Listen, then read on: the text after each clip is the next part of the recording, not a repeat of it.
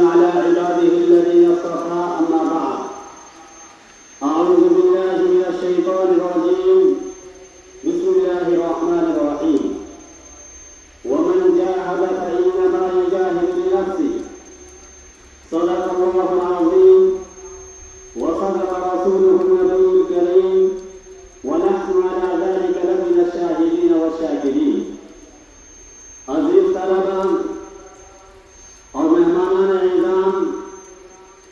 आज जिस मकसद के लिए मैं और आप यहाँ जमा हुए हैं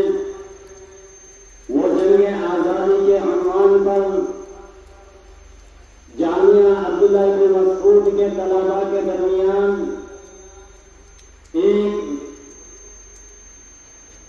प्रोग्राम मुनाकिद हुआ, जिस प्रोग्राम के अंदर चंद तलबा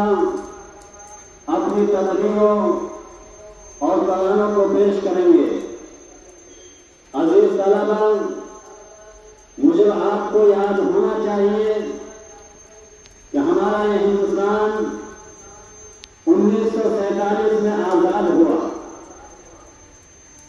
आज़ाद होने से पहले हिंदुस्तान के शहरी गुलामी की जिंदगी गुजारा करते थे।